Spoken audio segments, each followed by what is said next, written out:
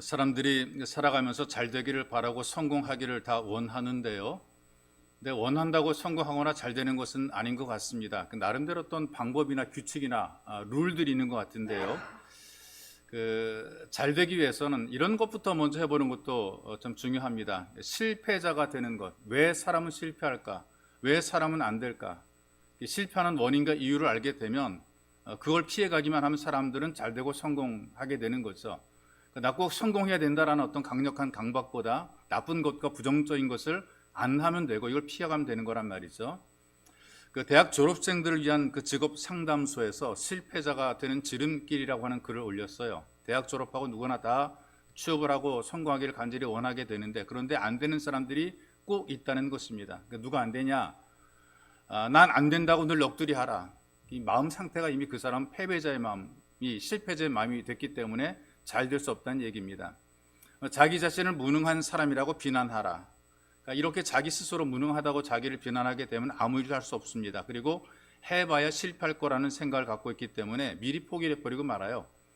또 모든 일에 불평거리를 찾아라. 하기 싫으니까 또 안 하고 못할 수밖에 없는 그런 이유와 핑계거리를 자꾸 만들어내는 거죠. 내가 하기 싫으니까 그걸 피해야 되니까 그런 이유와 핑계거리를 만들어내는 것입니다. 날마다 없는 것과 부족한 것만 바라봐라. 현실 도피를 하는 그런 삶을 살아가는 거죠. 자기와 다른 사람의 잘못된 것을 찾아라. 그러니까 나도 못하면서 남을 잘 비판하는 이제 그런 시각을 갖게 됩니다. 나도 못하는데 나처럼 못하는 사람을 찾아서 그 사람을 자꾸 비난하게 되는 겁니다. 어렵거나 힘들 땐 빨리 포기해라. 인내하지 못하는 겁니다. 조금만 참고 견디고 기다리고 이런 것을 못하고 그냥 포기해버리고 마는 거죠. 또 안 되는 일이 있으면 더 이상 하려고 하지 말아라. 이게 완벽하게 자기를 포기하는 거예요. 또 쉽게 포기하고 적당히 변명하라. 너무 빨리 열매를 얻으려고 하다가 낙심하는 이런 결과를 만들어내는 거죠. 또 이렇게 얘기를 합니다. 항상 용기 없고 낙심된 모습을 보여라. 불상 모드라고 얘기를 하게 되는데 자기를 스스로 불쌍하게 여기는 것이고 남들에게도 자기를 불쌍한 모습으로 보이는 겁니다. 뭔가 좀 동정받는 그런 인생을 살아가는 것. 남에게 신세지는 그런 삶을 살아가는 것. 그렇게 계속해서 살게 되면 인생 자체가, 삶 자체가 불쌍한 모습으로 평생을 살게 되는 거죠. 실패자의 삶이 되는 것입니다. 그리고 한 번 실패하게 되면 이제는 끝났다고 믿어라. 이게 조급함 아닙니까? 이제 끝났어. 난 아무것도 못해. 이런 삶의 태도, 마음가짐을 가지고 살게 되면 그 사람의 인생은 반드시 실패한다는 것입니다. 여기 실패자들의 모습을 보게 되니까요, 자기를 극복하지 못하는 겁니다. 내가 나를 이겨내야 되는데 내가 나를 이겨내지 못하는 거죠. 내가 나를 이기게 될 때, 내가 나를 극복하게 될 때에 그만큼 성장하는 것이고 그만큼 그 사람은 잘하는 것입니다. 안 해본 것을 해봄으로 그 사람의 경험치가 늘어나게 되는 거죠. 안 가본 것을 가봄으로 그 사람의 경험치가 늘어나게 되는 거예요. 못한다라고 아무것도 못하게 되면 아무런 경험도 하지 못하게 되는데, 그런데 내가 안 해봤던 것, 못한다고 생각했던 것을 해보는 거예요. 그러므로 그 사람은 그만큼 성장하게 되고 더 성숙하게 되는 것이죠. 여러분, 살아가면서 위기를 만나지 않은 사람은 아무도 없거든요. 다 위기를 만나게 되고 포기하고 싶은 그런 순간들을 다 경험을 하게 돼요. 그런데 그때 어떻게 처신하느냐? 위기를 극복해내는 거죠. 자기를 극복하는 거예요. 그러면 그 사람은 결국은 성공하게 되는 것입니다. 사람들을 무너뜨리는 것, 깨뜨리는 것, 실패하게 만드는 것이 외부에서 환경이 안 좋아서 누가 어떻고 저떻고 그렇게 만들어지는 것이 아니라 자기 마음의 문제야. 내 마음속에 강력한 의지를 가지고 믿음을 가지고 돌파하겠다는 그런 의욕이 있으면 그 사람 문제를 풀어가지만, 마음으로부터 접어버리면, 마음으로부터 포기해버리면 그 사람은 아무것도 못하게 되는 거죠. 40대 초반의 여인이 있는데요, 손가락 관절염이 굉장히 심한 거예요. 어느 정도 심하냐? 화장지를 들 수 없을 정도로 그렇게 이 관절이 아프고 통증이 심했어요. 그래서 변을 본 다음에 남편이 뒤를 닦아줘야 됩니다. 엄청나게 자존심 상하는 거죠. 남편은 명문대 나와서 교사로 재직해요. 근데 아내는 대학을 졸업하지 못했습니다. 고등학교 졸업하고 생활전선에서 일했던 여성이죠. 근데 이렇게 대학을 가지 못했다는 것 때문에 굉장히 스스로 누가 뭐라고 말하지 않는데도 불구하고 자기 스스로 불편한 거예요. 왜 대학을 졸업하지 못했냐라고 말하는 사람 아무도 없는데 본인이 그렇게 생각을 하고 왠지 모르게 어떤 부담을 갖고 있어요. 그래서 남편이 혹시라도 너 왜 그거밖에 못해라고 말하게 되면 내가 못 배워서 무시하는구나, 이런 마음을 갖는 거죠. 이게 자격지심이라 이렇게 얘기를 합니다. 근데 여인에게 재능이 있는데 재리에 밝아요. 소위 말하는 돈 냄새를 엄청나게 잘 맡는 여인입니다. 그러니까 부동산을 해가지고 돈을 엄청나게 모았어요. 부동산 투기를 해가지고 그래서 소위 말하는 복부인이 되었습니다. 그러다 보게 되니까 이 아내가 남편을 바라보니까 좀 못나 보이는 거예요. 머리 똑똑하다고 명문대에 나와가지고 기껏해서 선생 노릇이나 하고 있고 죽구리만큼 월급이나 받아오고 자기가 볼 때 아주 가짜나 보이는 거죠. 난 비록 고등학교밖에 못 나왔지만 난 돈 많이 버는 이렇게 나는 부유하게 사는데 이게 뭐냐? 너 대학 졸업해가지고 돈도 제대로 못 벌어오고 그러다 보니까요 마음속에 남편에 대한 무시와 함께 불평이 생기는 겁니다. 이 남편이라는 게 저밖에 못해라는 불평이 생기니까 자꾸 이제 가정에 트러블이 만들어지게 돼요. 그런 과정 속에 관절염으로 고생을 하게 됩니다. 돈이 많으니까 뭐 외국까지 나가가지고 뭐 좋다는 치료 원 없이 받아봤는데 근데 안 되는 거예요 이게 빨리 치유가 안 되는 거란 말이죠. 그러니 무시하던 남편에게 자기 뒤를 맡기니까 이게 얼마나 자존심 상합니까? 엄청나게 참 부담스럽죠. 그러다가 이 여인이 전도를 받아 예수를 믿게 됐어요. 예수 믿고 예배를 드리면서 자기의 진짜 모습을 보게 된 거죠. 남에게 보이기 위한 꾸며진 그런 모습이 아니라 진짜 자기 모습을 본 겁니다. 돈이 많아서 사모님 소리 들으며 살았단 말이죠. 그런데 마음속에는 응어리가 많고 상처가 많았던 거죠. 응어리의 상처를 보상받고 싶었던 거예요. 그래서 남편을 무시하고 분노하고 원망을 품며 살았던 것이죠. 뭔가 내가 살아온 삶에 대한 응어리의 보상을 받기를 원하는데 이게 자기 마음대로 안 되는 거란 말이에요. 그러다가 하나님 말씀을 들으면서 자기 죄인된 모습을 보고 진짜 겸손해지게 되죠. 사람이라는 것이 완벽할 수 없고 누구나 다 죄인이며 죄의 속성을 가지고 살아가면서 내가 아무리 잘난 척했지만 그러나 나는 역시 속물이구나. 이걸 깨달은 다음에 하나님 앞에 진심으로 회개합니다. 근데 회개도 억지로 안 될 것 같아요. 회개의 영이 그에게 부어지게 되니까 그가 회개를 하게 됩니다. 그러니까 자기 모습 보고 진심으로 회개를 했는데 마음이 유쾌하게 돼요. 성경에 보게 되니까 회개하면 유쾌하게 된다라고 말씀을 하고 있어요. 그러니까 진심으로 회개를 하니까 기분이 좋아지고 유쾌하게 되는 거예요. 그로부터 통증이 사라지는 겁니다. 아픈 것이 사라지게 되고 건강하게 교회에서 봉사하고 섬기고 이런 일에 귀하게 쓰임받으며 살아가는 거죠. 열등감 때문에 분노와 원망으로 가득 찬 삶을 가지고 살았더니 몸에 온통 통증 때문에 괴로웠어요. 그런데 정말 진심으로 회개하고 유쾌하게 되는 마음을 가지고 살게 되니까 내 마음도 평안해질 뿐 아니라 육체의 건강도 회복이 되는 거죠. 성경이 이것을 우리에게 뭐라고 말합니까? 영혼이 잘됨 같이 범사가 잘되며 강건해진다라는 축복의 말씀을 우리에게 주고 있는 것이거든요. 내 영혼이 잘되니까 범사가 다 잘되게 되고 그리고 육체까지도 강건해지게 되는 것이죠. 그래서 성경이 우리에게 알려주는 교훈 가운데 하나가 마음의 우선순위를 두라고 우리에게 알려주고 있어요. 다른 모든 것보다 마음을 지키라 이렇게 얘기를 합니다. 사지 튼튼하고 모든 것 준비되어도요 마음이 온전하지 못하게 되면 바른 삶을 살아가지 못하게 돼 있어요. 어떤 분이 이렇게 얘기를 하더라고요. 사람을 망치게 만드는 가장 강력한 방법이 뭐냐? 팔다리를 꺾어 놓는 게 이게 그 사람 망치는 것이 아니다. 마음을 꺾는 거다. 팔다리를 꺾어서 못쓰게 만드는 것이 그 사람을 망하게 하는 것이 아니라 마음을 꺾는 거다. 팔다리가 꺾어도요 자기 역할과 자기 할 일을 다 하는 사람들이 있어요. 많은 장애를 가지고도 전혀 꿀리지 않고 일반 사람과 동등하게 역할 감당해내는 그런 사람들이 있어요. 그런데 사지가 멀쩡한데 마음이 꺾이니까 아무것도 못 해버려요. 이 사탄이 쓰는 방법이 이런 방법입니다. 우리 마음을 꺾는 거예요. 못하게 만드는 거예요. 안 하게 하는 거예요. 자신 없게 만드는 거예요. 다 내려놓게 만드는 거예요. 사지 멀쩡해도 아무것도 못한 무기력한 인생이 되게 만드는 거라 그 말이 있어요. 엘리야가 구약의 선자를 대표할 만큼 마음이 강했고 담대한 선자 아닙니까? 근데 지금 말씀 속에 그 엘리야의 모습을 보게 되니까 연약해진 모습을 보이고 있잖아요. 자기에게 다가온 위기의 현실을 바라보면서 마음이 약해진 거죠. 자꾸만 두려움이 압박을 하고 뭔가 겁나는 거예요. 이걸 피하고 싶은 거죠. 현실 도피 그런 마음이 드는 거란 말이에요. 그러다가 어디까지 몰려가느냐 하면 사람이 그래 처음에는 한 발자국 뒤로 빼는데 현실을 도피하기 시작하게 되니까 어디까지 가느냐? 죽어버리자, 죽고 싶다, 죽어버리자 거기까지 가게 되는 거죠. 정말 죽고 싶은 마음이 든 거예요. 도피자가 되어버린 거란 말이죠. 근데 그런 현실 속에서 하나님께서 그를 위로합니다. 그를 쓰다듬어 주시면서 그를 위로해서 다시 새 힘을 공급받고 쓰임받는 사명자로 살아가는 것이 여러분과 제가 읽은 이 본문의 내용인 것이죠. 이걸 통해 우리가 배우는 것은 이것입니다. 나를 이겨내지 못하면, 나를 극복하지 못하게 되면 결코 그 사람은 쓰임받을 수 없다는 겁니다. 근데 왜 사람들이 자기를 이겨내지 못할까? 엘리야를 무기력하게 만든 원인이 어떤 것인가? 이거 우리들이 다 겪는 거예요. 엘리야가 왜 무너질까? 마음이 무너졌을까? 우리도 똑같이 무너지는 것이 바로 이런 방법 때문에 무너지게 되는 것이거든요. 그런데 이것을 극복해내게 되니까 결국은 하나님께 쓰임받는 신실한 일꾼이 된 것이죠. 그 중에 하나가 현실 도피를 극복하게 될 때에 우리가 쓰임받게 됩니다. 사람들이 문제가 생기면 피하고 보려고 그래요. 도망부터 하려고 그래요. 못한다고 고개를 숙이고 땅속으로 들어가려고 그래요. 자기를 가리우려고 그래요. 이런 인생 살다 보게 되면 끝까지 도망자, 도피자의 인생을 살아갈 수밖에 없고 한 번도 해보지 못하는 무기력하고 무능한 인생이 될 수밖에 없는 거죠.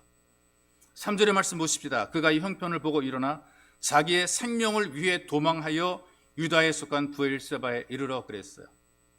자, 엘리야에게 다가온 것이 뭐냐면 생명의 위협, 협박이란 말이죠. 이세벨이라고 하는 왕후가 엘리야를 찾아서 죽이려고 그래요. 암살을 하려고 그래요. 권세가 있는 사람입니다. 군대를 부릴 수 있는 사람이란 말이죠. 남편까지 조종하는 사람이거든요. 잔인합니다. 교활한 우상 숭배자입니다. 여러분 가스라이팅이라고 들어보셨는데 성경을 제가 쭉 읽어보게 되니까 이 이세벨이 자기 남편 아합을 가스라이팅을 한 거예요. 우상 섬기게 만들고 그 다음에 불의를 행하여서 남의 밭을 포도원을 자기 것으로 만들게 하고 그 왕인 아합 왕을 자꾸만 가스라이팅 해가지고 그래서 남편을 조종해가지고 악을 행하게 자꾸 만드는 거란 말이죠. 제가 결혼식 하면서 결혼식 주례하면서 소개하는 말이 있습니다. 늘 이런 자주 소개하는데요. 어머니가 30년 키운 아들을 며느리는 아내는 3년이면 바꾼다. 이제 그 말을 제가 한단 말이죠. 엄마 손에서 30년을 자랐어요. 근데 그런 아들인데 아내가 며느리가 3년이면 바꾸나요? 가스라이팅 하는 거라 그 말이죠. 굉장히 참 그 웃음과 좀 되게 중요한 것입니다. 이 아합 왕이 정치적으로 나라는 굉장히 강하게 만들었는데 우상 숭배자 결혼하더니요. 그 자기 아내인 이세벨에게 가스라이팅 당해서 우상 숭배도 강화를 한 겁니다. 그러니까 하나님의 백성이 우상 숭배를 함께 하게 되는 거죠. 그래서 탐욕스러운 삶을 살아가는 거죠. 근데 바로 그런 시기에 엘리야가 우상 숭배자들과 대결을 합니다. 누가 진짜냐? 하나님이 진짜냐? 니들이 믿는 그 우상이 진짜냐? 이걸 가지고 서로 이제 대결을 했단 말이죠. 그래서 그 우상 숭배자들과 서로 대결해서 그들이 우상 숭배자들이 기도하고 우상 숭배자들이 바알 아세라 그 섬기는 그런 그 토속 종교들이죠. 그 중동 지역에 그런 사람들과 대결하게 되는데 그들이 기도를 합니다. 하늘에서 불이 내려 재물을 불살라라 기도하는데 그 아무 문제가 아무런 역사 일어나지 않아요. 근데 엘리야는 단숨에 하늘에서 불이 내려서 그 재물을 태워서 하나님 불이 내려서 재물을 태우게 했으니까 하나님께서 불이 내려서 그 재물을 태웠단 말이에요. 그러니까 진짜 이 엘리야가 고백하는 하나님이 진짜 하나님이다. 그래서 그들을 다 끌어다가 다 죽였단 말이죠. 여기서 죽은 우상 숭배자들이 누구냐? 이세벨 왕후의 신복들이에요. 소위 말하는 따까리들이란 말이죠. 그러니까 이세벨이 복수하겠다는 거예요. 네가 내 신복을 다 죽였어? 너 한번 맛 좀 볼래? 너도 한번 죽어봐라. 그리고 그 소식을 전하니까 엘리야가 도망하는 것이란 말이죠. 성경에 뭐라고 얘기합니까? 내 생명을 위하여 도망한다 그러는데요. 생명의 주인이 누구인가요? 하나님이 생명의 주인이신데 자기가 도망한다고 생명이 보존되는가? 그건 아니란 말이죠. 하나님이 지켜주셔야 보존되는 생명이지 내가 나를 지키겠다고 보존되는 것은 아니란 말이죠. 그런데 이 엘리야가 잠깐 망각한 거예요. 하나님을 망각한 거예요. 하나님 망각하게 되니까 자기 스스로 자기 생명을 지킬 것으로 생각했어요. 믿음에서 떠나게 되니까 불안해지게 되고 두려워지게 되고 자꾸 피하고 싶은 마음이 들게 되는 거죠. 그래서 삶의 현실을 도피하는 것입니다. 미래에 대한 자신이 없다는 말이에요. 그때부터 어떻게 되느냐? 내가 나를 책임지겠다는 생각이 드는. 내가 열심히 약 먹고 내가 운동해서 내가 내 건강 내가 책임져야지. 누가 내 생명을 책임져? 내가 책임져? 아닙니다. 생명의 주인은 하나님이십니다. 아무리 살려고 해도 죽는 사람이 있고 죽으려고 해도 사는 사람이 있어요. 생명의 주인이 하나님이시란 말. 이걸 믿음으로 고백할 때 담대해지는 거예요. 이게 안 되니까 떠는 겁니다. 불안한 겁니다. 뒤로는 거라 그 말이에요. 한때 그 강남에서 흥청망청 노는 젊은 세대를 오렌지족이라 불렀죠. 예전의 이야기죠. 강북에 산다고 참 우리가 기죽을 이유 없다 그래서 강남에 오렌지족이 있다면 강북에는 낑깡족이 있었어요. 그러다가 이제 생겨난 것이 야타족입니다. 강남에 고급 승용차를 몰고 다니면서 여자들에게 야타 그랬어요. 야타족인데 여자들이 안 지죠. 여자들이 강남 유흥가에 놀러 와서 고급 차를 가지고 놀러 오는 거죠. 그로부터 어떻게 되느냐? 야따 따라와. 그 다음에는 이제 어떤 그 족이 등장하냐? 난데족이 등장해. 난데. 휴대전화 들고 다니면서 아무 데서나 나 난데 이렇게 난데족. 그렇게 성장한 40대 이후의 중년을 꼰대라. 40, 50, 60대를 꼰대라 그래요. 꼰대. 근데 꼰대 세대는 그때나 지금이나 여전히 체크족이라 이렇게 얘기를 하면 체크족. 예전에도 체크족이고 지금도 체크족이에요. 왜? 건강을 자꾸 체크해 본단 말이 있어. 남녀 동일합니다. 5, 60대, 4, 5, 60대 되게 되면 뭐 배가 살살 아프잖아요. 어떤 생각? 혹시 위암 아닌가?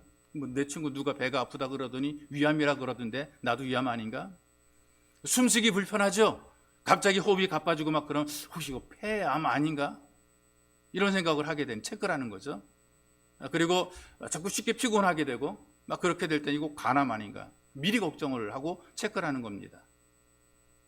현실의 걱정이 많아지게 되고 조금만 아파도 이러다 죽는 것이 아닌가? 그러면서 마음속에 어떤 생각이 드는 줄 아세요? 열심히 살아 뭐하나? 이러다 죽으면 그만인데. 그러니까 현실이 어려워질수록 도피하고 싶어하는 것. 일반적인 사람들의 마음이란 말이에요. 그럼 점점 무기력해지게 되죠. 이걸 적극적으로 돌파하고 이겨내는 사람이 있는 반면에 그냥 자꾸 피하다가 아무것도 못하고 소위 말하는 찌그러지는 그런 인생이 있는 거예요. 그래도 농부가 밭 한가운데에는 바위가 있어요. 너무나 커요. 이거 옮겨야지. 마음속으로 그런 생각이 빨리 좀 어디다 치워버려야지. 그런데 너무나 그 바위가 깊게 뿌리를 내리고 있는 것 같아가지고 바위를 피해서 밭 갈고 씨를 뿌렸어요. 댓글이 되니까요. 뭐 그 피해서 다 밭 갈고 씨를 뿌린다. 그래서 가다가 옆으로 이렇게 돌아갔단 말이에요. 근데 문제는 그러다가 전기가 부러질 때가 있고 농기구들이 못 써질 때가 있단 말이에요. 바위를 피하는 것도 귀찮은데 그 주변의 땅을 사용하지 못하니까 자꾸 좀 마음속에 저걸 치워야 되는데 어느 날 결심을 했어요. 근데 오늘은 내가 치우리라. 내 저 바위를 캐내어 버리리라. 바위 밑을 파내러 갔는데요. 파보니까 생각한 것처럼 깊이 묻힌 것이 아니에요. 커 보이기만 했지 충분히 계속 버릴 수 있는 그런 무게였단 말이죠. 그래서 그 바위를 피해 다닐 때는 힘들었는데 해보니까 별거 아닌 거예요. 이게 해보니까 별거 아니네. 인생도 마찬가지란 말이죠. 바라보기만 하면 힘들고 부담스러워요. 부딪혀보게 되면 능히 할 수 있는 일이 많은 것입니다. 내가 도망간다고 피한다고 숨는다고 문제가 해결되는 것이 아니라 그 말이죠. 내가 머리를 땅속에 쳐박고 있다고 이것이 해결되는 게 아니에요. 예전에 겨울에 꽁을 잡는 분들의 이야기를 들어봤어요. 눈이 덮은 그 시골 넓은 벌판에서 머리를 하다 보게 되면 꽁이 도망가다 지치잖아요. 지치게 되면 눈 속에 머리를 확 쳐박습니다. 왜 그러냐? 눈 속에 머리를 딱 쳐박게 되면 아무것도 안 보이거든요. 남들도 안 보이는 줄 생각하는 거죠. 지가 자기 머리를 쳐박아 놓고 안 보이니까 남들도 다 안 보이는 것으로 생각하는 거란 말이죠. 이게 도망가는 사람의 현실 도피자의 모습인 거예요. 내가 눈 감고 있으면, 내가 숨어 있으면, 내가 안 해버리게 되면 그럼 될 것처럼 생각이 그런 것이 아니라 그 말이죠. 위기 만날 때 피해 도망갈 것이 아니라 하나님께 들고 나와서 기도하고 이걸 극복해내는 것이 이것이 성공하는 방법이 되는 것입니다. 학교에서 공부를 하는 학생들을 보게 되니까 좀 공부를 하고자 하는 그런 마음이 있는 애들이 있는데 그런 애들은 시간 아까워하더라고요. 수업 시간 1교시를 굉장히 아까워하죠. 그러니까 선생님이 농담도 하고 막 시간도 막 끌고 그래요. 그 애들이 공부 잘하는 애들이 뭐라 그래요? 선생님 진도 나가요 그래요. 공부 잘하는 애들은 그래요. 진도 나가요. 그러니까 쓸데없는 소리 하지 마시고 빨리 가르쳐달라 그 말이거든요. 근데 공부 안 하는 애들은 어떻게 합니까? 자꾸 쓸데없는 질문해가지고 시간을 끌어요. 진도 나가지 않고 그냥 어떻게 1시간 1교시 땡치게 만들려고 시간만 계속 끄는 모습을 보게 돼요. 선생님 애인 있어요? 어디서 손잡았어요? 뽀뽀는 어디서 했어요? 이런 거 자꾸 물어봐가지고 괜히 시간 자꾸 끌게 만드는 거란 말이죠. 공부하기 싫은 현실을 피해보려고 그러는 거예요. 그렇다면 공부하기 싫은 아이들과 공부를 하기 원하는 아이들과 어느 쪽 시간이 더 빨리 갈까? 어느 쪽 시간이 더 잘 갈까? 열심히 공부하려는 마음을 가지면 가질수록 시간이 잘 가는 거예요. 공부하기 싫어가지고 이런저런 질문을 하니까 시간이 안 가는 게 지루한 거란 말이죠. 사람이 사는 것도 그렇고 신앙생활도 마찬가지죠. 피하려고 하면 지루한 시간이 되는 거예요. 지겨운 시간이 되는 거예요. 부담이 커지는 거라 그 말이죠. 이를테면 예를 들어 설명합니다. 예배가 빨리 끝나기를 기다리는 경우들이 있지 않습니까? 어린 아이들이 그런 경우들이 많겠죠. 예배를 빨리 끝나기로 기다리면 기다릴수록 지루해요. 예배를 피하고 싶죠. 그래 자꾸만 딴 생각하게 되고 예배 메시지가 귀에 들어오지 않게 돼 있어요. 빨리 끝나면 좋을 텐데 목사님이 빨리 안 끝나는 거예요. 어떤 성도가 믿음이 없던 초신자 때의 간증이에요. 가자고 끌어서 오기는 왔는데 시간이 안 갑니다. 너무 길단 말이죠. 그러니까 세상 나름대로 자기 생각 속에서 앉아 있는데 멍하니 눈만 껌벅거리면서 앉아가지고 딴 생각 계속 하고 있는 거예요. 그러니까 잘 듣고 있는 것 같은데 머릿속은 자동차 타고 비행기도 타고 지금 여행을 떠나 국내 여행 떠나 제주도까지 가서 뭐 서해 뭐 남해 동해 거쳐가지고 돌아오는 거란 말이죠. 그런데 이게 서해 남해 동해 거쳐 돌아와도 서울까지 왔는데도 여전히 설교가 진행이 되고 있는 거죠. 이번 비행기를 타고 저기 하와이나 갔다 오자 이런 식으로 계속해서 생각을 자꾸 이리저리 바꾸고 이리저리 옮겨 다니고 막 그러는 이게 설교는 계속 되고 있는 거란 말이죠. 여러분 이 설교가 빨리 끝나는 방법은 가장 좋은 방법은 적극적으로 예배에 동참하는 거예요. 그래야 빨리 지나가는 거란 말이죠. 이런 삶의 태도를 자기를 극복하는 삶의 태도라고 말하는 것입니다. 현실을 피하는 것이 아니라 적극적으로 극복하려는 의지를 가지고 살아갈 때에 문제가 해결되고 나는 더 새로운 경험을 하게 되고 능력을 누리게 되는 것입니다. 여러분 살다 보게 되면 너무나 다양한 문제들을 현실을 만나게 돼요. 정말 피하고 싶어요. 왜 이런 문제가 내게 있을까라는 그런 생각이 들 정도로 정말 이런 일 없으면 좋겠다라는 그런 문제가 우리 앞에 펼쳐질 때가 있단 말이죠. 그때 우리가 도피하게 되면 무능하게 되고 무기력하게 되고 실패자가 되는 것입니다. 우리는 하나님께 부름받은 확실한 믿음을 가집니다. 그리고 이런 믿음을 가지고 현실에 당당히 맞설 수가 있어요. 여러분들이 도피자가 아니라 피하는 자가 아니라 당당히 맞서 이기는 승리자가 되시기를 쓰임 받으시기를 주님의 이름으로 축복합니다. 또 한 가지가 뭐냐? 포기하고 싶은 마음을 이걸 이겨내야 극복해내야 그래야 여러분들이 인생에 쓰임받는 삶을 살게 되는 것이죠. 4절의 말씀 보니까 자기 자신은 광야로 들어가 길쯤 가서 한 로뎀나무 아래에 앉아서 자기가 죽기를 원하며 이르되 여호와여 넉넉하오니 지금 내 생명을 거두시옵소서. 나는 내 조상들보다 낫지 못한 아이다. 그러니까 나 이제 그만두고 나 죽을랍니다. 이거 아니겠어요? 나 못하겠습니다라는 고백이란 말이죠. 그러니까 자기를 가만히 놓고 볼 때 불쌍한 거예요. 나 참 불쌍하다. 나 참 처량하다. 나는 더 이상 꿈도 없고 미래도 없다. 내 꼬라지가 이게 뭐냐? 자기 자신을 볼 때에 아주 불쌍하게 한심하게 자기를 지금 보고 있는. 그러니 내가 사람 뭐야? 나 죽어야 되겠다. 이런 생각을 하고 있는 거란 말이죠. 그래서 만사가 귀찮아지게 되고 나는 아무 일도 하기 싫어지게 되고 뭐 이렇게 살다 죽으면 그만이지 이런 마음 이런 생각을 가지고 살게 되니까 그런 마음과 그런 삶의 태도를 가진 사람은 어디 갖다 놔도 쓸모없는 인생이 될 수밖에 없습니다. 어디 갖다 놔도 뭐 교회에서는 물론이거니와 사회에서도 똑같고요, 가정에서도 똑같고 어디 갖다 놔도 그 사람 쓸모없는 그런 삶을 스스로 살아가고 있는 것이란 말이죠. 무엇을 해야 되느냐, 내가 왜 살아야 되느냐, 이 사명 잃어버리니까 인생을 또 만사를 포기해 버리게 되는 거죠. 이렇게 쓰임받지 못하게 되면 갈수록 안 되고 그 다음에 못하는 인생이 될 수밖에 없어요. 노예매춘이라 그래가지고요, 감금 상태에서 윤락을 강요받은 그런 여성들이 있어요. 지금도 있다 그래요. 처음에는 뭐 술시중 들고 막 그렇게 시작했는데 나중에는 뭐 빚이 막 눈덩이처럼 불어나가지고 결국에는 윤락을 막 강요당합니다. 그러다 이리저리 팔려 다니다가 결국 시골 구석에서 감금 상태에 대해서 몸을 파는 이제 그런 여성들이 있다는 거죠. 만약에 하루 쉬게 되면 벌금이 50만 원입니다. 이러다 보니까 자기 힘으로 빠져나올 수 없죠. 빚이 계속해서 이자가 늘어가게 되니까 이걸 무슨 수로 갚아낼 수가 있습니까? 그러니 그냥 주는 거 먹으면서 그냥 거기서 이제 그 노예처럼 살게 되는 거죠. 그런데 그런 곳에서 37살 된 여성을 발견했어요. 신원 조회보게 되니까 중학교에서 수학을 가르쳤던 교사 출신입니다. 중학교 때도 전교 수학을 차지할 정도로 뛰어난 그런 학생이었고요. 근데 고등학생 때 아버지가 돌아가셨어요. 그리고 가세가 기울면서 어머니가 재혼하면서 우울증을 앓게 됐어요. 자기 약대를 가고 싶었대요. 근데 사범대학을 가게 됩니다. 중학교 수학교사가 됐는데 적응을 못한 거예요. 자기가 원래 가고자 했던 꿈과 비전들을 잃어버린 거죠. 무기력하더니 8년 동안에 어머니가 보내주는 돈으로 생활해. 지가 수학교사니까 얼마든지 자기가 일해서 살아갈 수 있는데 수학교사도 하기 싫은 거죠. 그러니까 엄마가 보내주는 돈으로 생활하다가 쉽게 돈을 빌려준다는 사채를 쓰게 된 겁니다. 이자가 엄청난 건데 여러분 사채 그 쓰는 거 광고는 달콤하게 광고하는데 그거 한번 손대게 되면 이자가 엄청난 이자입니다. 선이자 떼고 막 주고 막 그러기 때문에 엄청나게 한번 말려들게 되면 감당하지 못한다 이제 그런 얘기를 듣게 되는데 이게 빌미가 된 거죠. 협박을 받고 단란주점에 나가게 됐어요. 술도 마실 줄 몰랐던 여자가 6개월 동안에 여기저기 다니면서 서울, 춘천, 제주, 광주로 팔려다니면서 감금 상태로 생활하는 거죠. 뭐라고 얘기를 하느냐 조사할 때에 나는 살기 위해서 시키는 대로 했다 이렇게. 자기 의지가 없는 거예요. 시키는 대로 그냥 한 거란 말이죠. 마음으로 이미 포기한 삶을 살고 있는 것이죠. 자기의 꿈도 포기해버리고 미래도 포기해버리고 의지할 것도 아무것도 없고 에이 모르겠다 될 대로 된 대로 살지 이러면서 자기가 포기되니까 아무것도 못한 무기력한 인생을 살게 되는 거죠.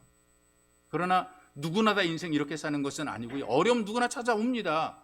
문제가 다 찾아오는 거라면. 그러나 그럴 때에 나의 주님 되신 예수님을 붙잡게 되면 결코 포기하지 않게 되고 다시 출발하게 되는 거예요. 두 가지 예가 있어요. 똑같은 비슷한 예가 있어요. 30대의 주부예요. 근데 살아있는 그 남편과 어린 두 자녀를 버리고 스스로 목숨을 끊었어요. 이유가 뭐냐? 남편이 악성 뇌암에 걸린 거죠. 병원에서 모르게 뭐라고 판단하느냐? 다시는 돌이킬 수 없다. 살 수 없다는 판단을 하게 되죠. 덜컥 겁이 난 겁니다. 아, 어떻게 하지? 남편 죽고 애들 둘이 있는 거 나 어떻게 기르지? 스스로 자기가 미리 마음으로 포기해버리고 말았어요. 이제는 나 끝났다. 남편 죽으면 나는 어떻게 살아가야 돼? 애들은 내가 무슨 힘으로 길러? 나 못 살아. 그런데 남편이 죽기도 전에 지가 먼저 죽어버린 거예요. 무책임하게. 애들 둘 남겨놓고 스스로 끊어버린 거예요. 이유가 유서가 뭐라고 써있느냐? 앞으로 살 길이 막막해서 내가 먼저 간다. 이게 유서였어요.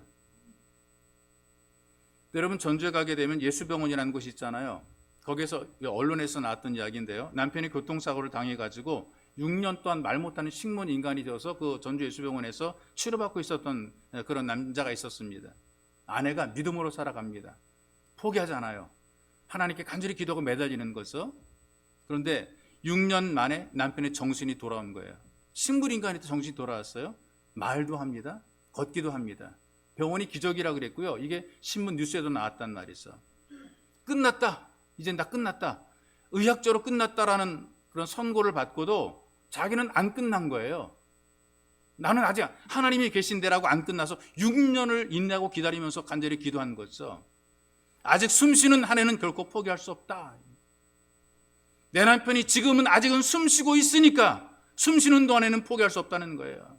그리고 하나님 찾았던 거죠. 하나님께서 그의 인내와 그의 기도를 들으시고 그의 생명을 돌이켜주시고 그로 하여금 걷게도 하시고 기적을 맛보게 하신 것입니다. 여러분 결코 포기해서는 안 되는 거예요.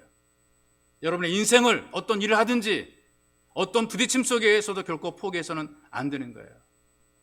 근데 살다 보니까 힘드니까 포기하고 싶은 유혹이 있단 말이죠.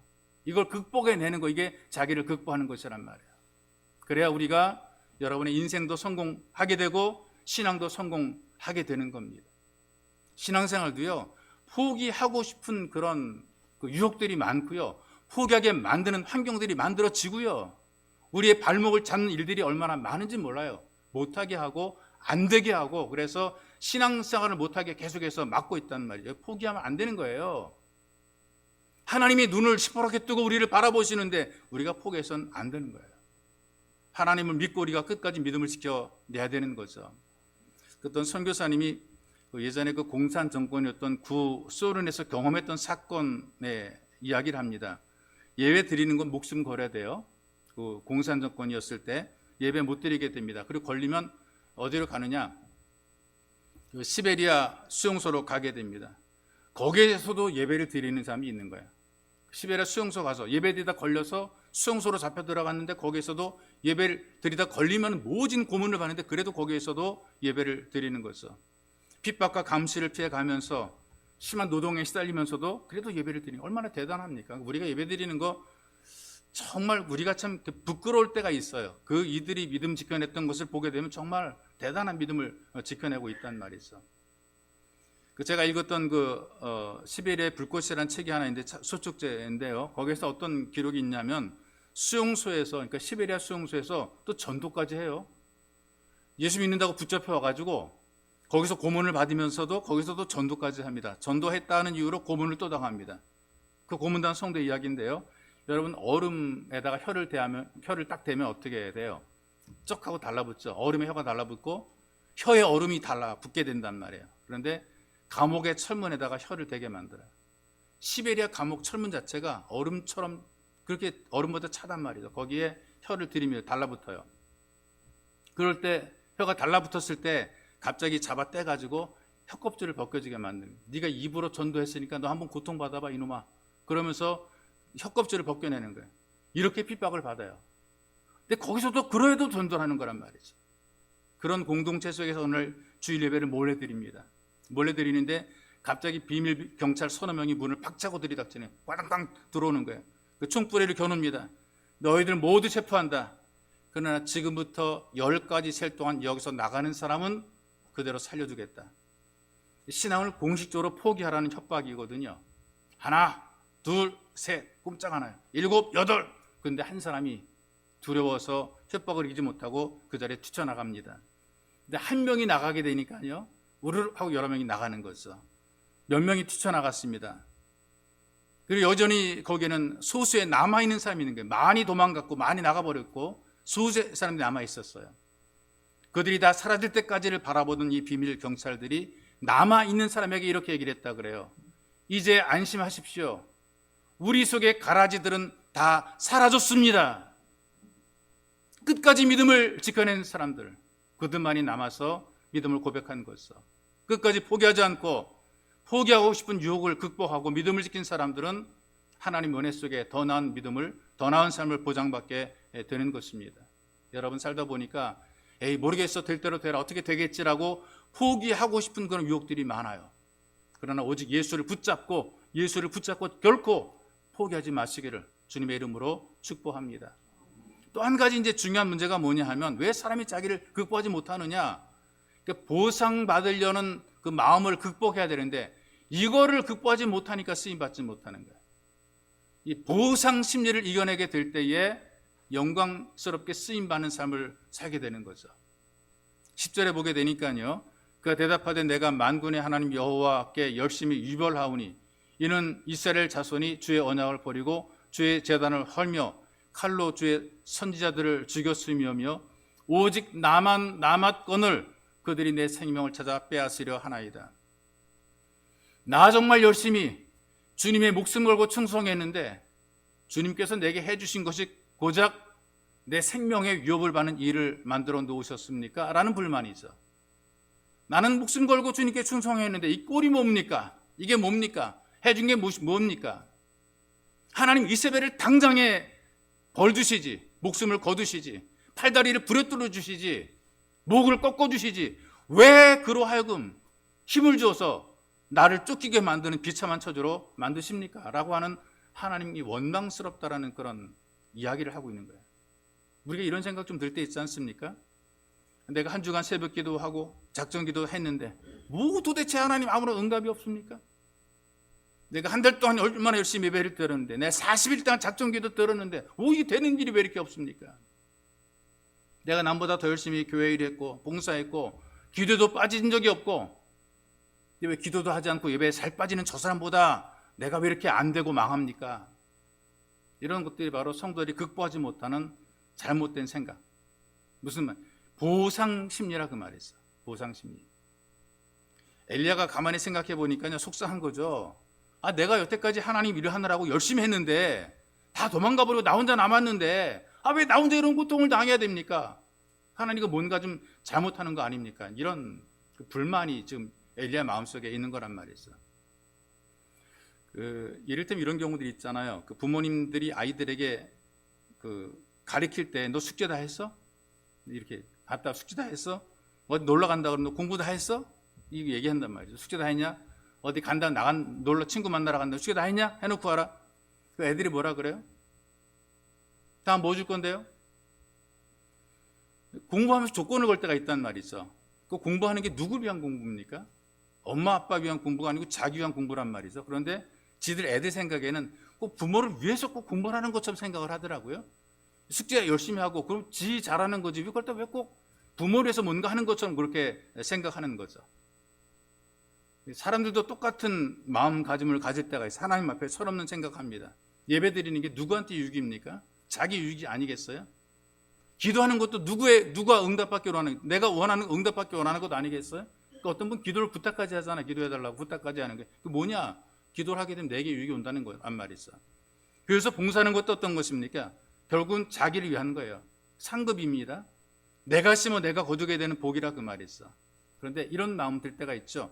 하나님 위해서 내가 뭔가 한 것 같은, 그래서 이거 하면서 뭐 주실래요? 뭐 주실래요? 내가 하나님 이거 했는데 날 뭐 주실래요? 이런 어떤 생각을 가지고 일하거나 섬기는 그런 사람들이 있어요. 제가 종종 뭐 새벽에도 강조하지만 강조하는 메시지 가운데 하나가 이겁니다. 써주시는 것이 은혜고 복이다. 너 없어서 못하겠냐? 저는 늘 그런 생각해요. 하나님께서 나 없다고 교회 안 되게 하실까? 아닙니다. 저 하나 없어도 얼마든지 교회 잘 되게 하시고요. 나 하나 없어도 하나님 일 얼마든지 하실 수 있단 말이죠. 그러니까 전 고마운 거예요. 나를 써주시는 하나님이 고마운 거예요. 목사로 써주시는 하나님이. 그리고 힘들고 어렵고 막 재판까지 가고 대법원까지 가고 그랬어도 이런 고난의 현장 속에서 나를 써주신 하나님이, 노예를 지키고 교회를 보호하고 목사를 챙기는 귀한 일에 하나님께서 나를 써주신 것이 얼마나 고마운지 몰라요. 내 시간과 내 정열과 많은 돈과 내 많은 시간들을 투자했음에도 불구하고 그래도 하나님 위해서 일하게 하신 것이 얼마나 고마운지 몰라요. 나를 써주셔서 너무나 고마운 거죠. 그래서 저는 마음속에 늘 감사하고 행복한 것이 뭐냐? 써주시는 하나님, 나를 써주시는 하나님이 계시니까 이게 고맙고 감사한 거죠. 여러분, 우리가 쓰임받는 것이 복이고 행복입니다. 나 없다고 하나님 일이 안 될까요? 아닙니다, 여러분. 다 됩니다.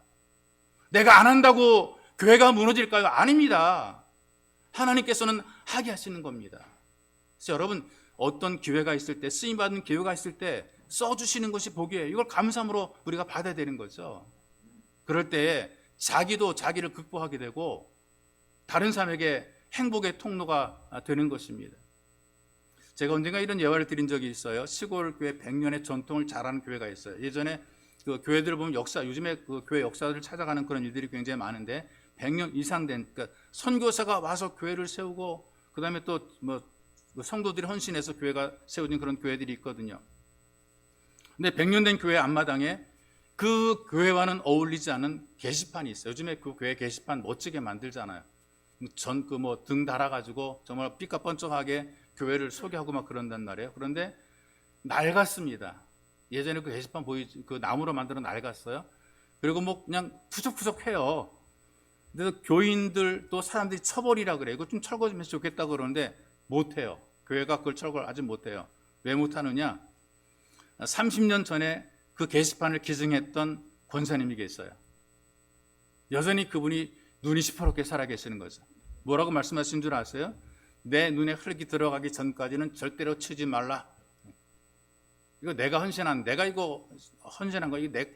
이거 내 돈 들여서, 이거 내가 내 정성 들여서, 이거 내가 헌금해서 이거 만든 게시판이니 내 눈에 흙이 들어갈 때까지는 절대 치우지 말라우. 내가 저걸 어떻게 설치했는데 피땀 흘려서 모은 것을 헌금해가지고 내가 저 게시판 만들었는데 이거 없앨 수 없어. 없으면 안 돼. 그 담임 목사님도 고민입니다. 그래가지고 원로 목사님 찾아갔대요. 원로 목사님, 저 게시판 좀 어떻게 했으면 좋을까요? 그때 원로 목사님 눈을 지그시 감고 있다가 이렇게 얘기를 합니다. 기도하야지. 기도해. 그러니까 이제 담임 목사님, 그럼 목사님 어떻게 기도할까요? 그랬더니 아니 어떻게 기도하긴, 빨리 권사님 눈에 흙이 들어가 기도해야지. 여러분, 자기를 극복하지 못하게 되면 나도 불행하고 남도 불행하게 만드는 거죠. 내가 했다라고 생각하게 되면 보상을 기대하잖아요. 내가 했다. 하게 하신 분이 누굽니까? 감동을 준 분이 누굽니까? 나를 써주신 분이 누굽니까? 하게 하신 하나님의 은혜가 있어서 내가 그걸 감당한 것이거든요. 그런데 내가 했다. 이게 강하면 강할수록 하나님 앞에 우리가 쓰임받지 못하는 거예요. 역할을 감당하지 못하는 거란 말이지. 예배를 드리는 것도 오늘 내가 예배를 드렸으니까 하나님께서 오늘 나를 잘되게 하셔야 된다. 내가 다른 때보다 더 많은 헌금을 했으니까 하나님께서 더 많은 돈을 벌게 해주시겠지. 내가 교회에서 땀을 많이 흘렸으니까 이번 주간은 당연히 잘 돼야 된다. 보상 심리거든요. 여러분, 이런 마음들이 믿음 생활이 아니고요, 하나님과 거래하는 겁니다. 우상 숭배자의 마음이 똑같은 거죠. 우상 숭배는 거래예요. 근데 우리는 거래가 아닙니다. 믿음입니다. 하나님의 자녀로서 우리 도리를 다하는 것이죠. 지금 나의 삶을 형통하게 하지 않을지라도 내가 받은 은혜에 감사해서 예배를 드린다. 내가 구원받은 것, 예수 믿게 된 것, 사방에 예수 안 믿는 사람 많고 전도에도 그렇게 안 믿는데 내가 예수 믿게 된 것이 얼마나 큰 은혜인가, 이런 마음으로 예배를 드리게 될 때에 하나님께서 그런 중심을 보시고 그 사람을 잘되게 하는 거란 말이 있어. 이런 은혜도 인내하고 기다리는 사람이 누리게 돼 있습니다. 여러분, 자기를 극복하지 못하고 영적으로 탈진한 상태의 엘리야를 하나님께서 위로해 주시고 격려해 주잖아요. 기운을 북돋아 주시는 것이거든요. 지금도 하나님께서 우리들에게 이 말씀을 통해 여러분들을 자꾸 북돋아 주시는 겁니다. 도피하려는 마음, 포기하고 싶은 마음, 뭔가 보상받고 싶겠다는 그런 마음, 이거 극복하도록 하나님께서 우리를 도우시는 거예요. 걱정하지 말라는 거예요. 내가 함께하고 있다는 거예요. 나도 지금 너를 돕고 있다는 거예요. 다 내게 유익이 된다는 거예요. 하나님 지금도 말씀을 통해서 성도들을 어루만져주고 계시는 것입니다. 말씀의 떡을 준비하시고 말씀의 생수를 준비해서 우리를 위로하고 격려해 주시는 것이죠. 그래서 여러분, 진짜 자기를 극복하고 쓰임받는 예수 가족이 되시기를 주님의 이름으로 축복합니다. 여러분, 기도할 때에 기도의 제목을 가지고 여러분들이 좀 입을 열어 좀 기도하시기 바랍니다. 여러분들의 기도 소리가 여러분 귀에 들리도록 여러분 기도하기 원합니다. 살다 보게 되면 힘들고 어려운 일이 꼭 생기게 됩니다. 그래서 우리는 현실을 도피하고 싶죠. 이런 피하고 싶은 마음을 이겨낼 수 있도록 주님 능력을 주옵소서. 어떤 문제가 부딪히게 되면 우리는 포기하고 싶어요. 내려놓고 싶어요. 안 하고 싶어요. 그런데 이것도 극복할 수 있도록 주님 내게 은혜를 덧입혀 주옵소서. 뭔가 조금 해놓고 나서 이거 내가 보상받아야지라는 그런 마음이 있는데 이것도 이겨낼 수 있도록, 그래서 내가 나를 극복해서 주님의 손에 붙잡혀 쓰임받게 도와주시고, 주님 말씀을 통해 나를 어루만져 주시고 말씀의 떡으로 말씀의 생수로 내게 힘을 공급하셔서 나로 하여금 능력 있는 성도가 될 수 있도록 도와주시고, 나를 세상 어디에 갖다 놓아도 내가 힘있게 능력있게 권세있게 능히 헤쳐나가는 전천후 성도가 될 수 있도록 은혜를 덧입혀 주옵소서. 여러분, 이렇게 간절히 기도하기 원합니다. 기도하겠습니다. 살아계신 아버지, 고맙고 감사합니다. 우리에게 복을 주의 은혜 베푸신 좋으신 아버지 하나님, 예배를 드리며 주 앞에 나올 때마다 하나님께서 함께해서 우리를 도우셔서 삶 현장 힘들고 어려운 현장이지만 그러나 그럼에도 불구하고 하나님의 능력을 힘입고 우리가 살아가도록 도와주시기 원하며 소망합니다. 주님, 현실이 힘들고 어려워서 도피하고 싶을 때가 있습니다. 눈앞에 닥쳐진 그 문제들이 너무나 힘들고 괴로워서 이거 내려놓고 포기하고 싶을 때가 있습니다. 좀 우리가 좀 뭔가 좀 일을 열심히 해놓고 수고한 이후에 이걸 좀 보상받아서 하나님과 좀 잘해보고 싶은, 이 땅에 잘 되어보고 싶은 믿음이 아닌 거래하고자 하는 그런 마음을 가지고 살 때가 있습니다. 하나님 우리를 도와주시고 능력 베풀어 주시고 성령으로 인도하셔서 주님 말씀을 통해 우리를 만져주심으로 말미암아 우리 속에 용기가 나게 만들어주시고 내가 날 이겨내게 이거 극복해낼 수 있도록 하나님 은혜를 덧입혀 주시기를 아버지 간절히 원합니다. 하나님, 우리가 우리 스스로 극복해낼 수 있는 용기가 우리에게는 없으나 말씀을 통해 우리에게 용기를 주시고 말씀의 생수와 말씀의 떡으로 우리를 힘있게 하셔서 우리를 격려하셔서 우리가 주의 말씀 힘입고 일어서게 하시고 힘있게 하시고 주의 능력을 참하게 붙잡아 축복해 주시며 하나님 영광을 누리며 살아가는 복 있는 성도가 될 수 있도록 주님 우리를 도우시라며 소망합니다. 결코 포기하지 말게 도우시고 결코 도망하지 말게 도와주시고 하나님의 도우심을 간절히 기다리게 만들어 주옵소서. 내가 일할 수 있는 것 나를 써주신 아버지 앞에 감사하며 충성된 삶으로 살아가도록 아버지여 우리 모두를 주님의 손에 붙잡혀 되게 하시고 우리를 써주시기를 하나님 간절히 원하며 소망합니다. 주님의 손에 붙잡혀 쓰임받는 주 일꾼 될 수 있도록 능력 있는 주 백성 될 수 있도록 하나님 고란 기름 부심으로 우리를 도와주시옵소서. 살아계신 아버지, 우리가 살아가는 삶 현장이 힘들고 어렵고 무겁고 버거워서 피하고 싶을 때가 있습니다. 다 내려놓고 포기하고 싶을 때가 있습니다.